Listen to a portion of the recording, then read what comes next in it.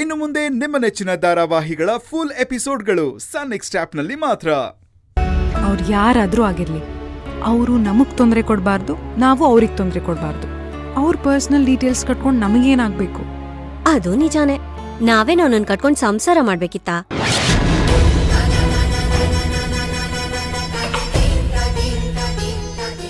ಏನೋ ಅವನನ್ನ ಮದ್ವೆ ಆಗಿ ಒದ್ದಾಡ್ಬೇಕು ಅನ್ನೋದಾಗಿದ್ರೆ ಪರ್ಸನಲ್ ಡೀಟೇಲ್ಸ್ ಎಲ್ಲ ತಿಳ್ಕೊಬೇಕಾಗಿತ್ತು.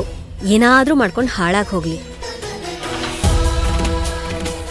ನಮಗಂತೂ ಈ ಪೇಟೆ ಹುಡುಗರ ಸವಾಸಾನೆ ಬೇಡ ಅಕ್ಕ.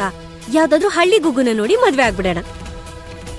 ಇವಳಿಗೇನಾದ್ರೂ ಅಭಯ್ ಅವ್ರು ನನಗೆ ಪ್ರಪೋಸ್ ಮಾಡಿರೋ ವಿಷಯ ಗೊತ್ತಾದ್ರೆ ಇವಾಗ ಚಂಡಿ ಆಗಿದ್ದಾಳೆ, ಆಮೇಲೆ ರಣಚಂಡಿ ಆಗ್ಬಿಡ್ತಾಳೆ ಅಷ್ಟೇ.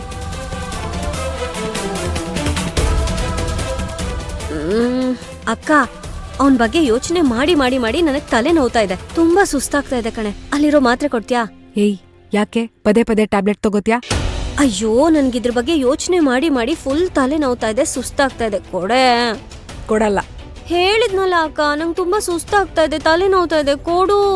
ಡಾಕ್ಟರ್ ಹತ್ರ ಚೆಕಪ್ ಮಾಡಿಸ್ದೆ ಇಷ್ಟೆಲ್ಲ ಮಾತ್ರೆ ತಗೋಬಾರ್ದು. ಮೊದ್ಲು ಹೋಗಿ ಚೆಕ್ ಮಾಡಿಸ್ಬೇಕು. ಅಕ್ಕ, ದಯವಿಟ್ಟು ಡಾಕ್ಟರ್ ವಿಚಾರ ಮಾತ್ರ ಎತ್ಬೇಡ ಕಣೆ, ಪ್ಲೀಸ್ ಸುಮ್ನೆ ಇರು. ನೀನ್ ಹೀಗೆ ಮಾಡ್ತಾ ಇದ್ರೆ ನನ್ನ ಅಪ್ಪ ಅಮ್ಮನ ಹತ್ರ ಹೇಳ್ತೀನಿ ಅಷ್ಟೇ.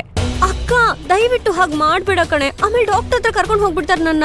ಕರ್ಕೊಂಡ್ ಹೋದ್ರೇನೆ ಒಂದ್ ಪರಿಹಾರ ಸಿಗೋದಲ್ವಾ? ಇಲ್ಲ ಅಂದ್ರೆ ನೀನ್ ದಿನಾ ಈ ತರ ಮಾತ್ರೆ ತಗೊಂಡ್ ನಿನ್ ಆರೋಗ್ಯ ಪೂರ್ತಿ ಹಾಳು ಮಾಡ್ಕೋತೀಯ. ಇವಾಗೇನ್ ಕೊಡ್ತೀಯೋ ಇಲ್ಲ ನಾನೇ ತಗೊಳ್ಳ? ಕೊಡ್ತೀನಿ, ಆದ್ರೆ ಅಪ್ಪ ಅಮ್ಮನ ಹತ್ರ ಕೇಳ್ಕೊಂಬಂದ್ ಕೊಡ್ತೀನಿ. ಅಕ್ಕ, ಅಕ್ಕ ನಿಂತ್ಕೊಳೆ. ಅಕ್ಕ ನಿಂತ್ಕೋ. ಅಪ್ಪ ದೇವ್ರೆ, ಒಂದ್ ಹೊತ್ತು ಊಟಕ್ಕೂ ಈ ತರ ಕಷ್ಟ ಕೊಡ್ತಿಲ್ಲಪ್ಪ. ನಂಗೂ ಊಟ ಇಲ್ಲ, ನಿಂಗೂ ಊಟ ಇಲ್ಲ.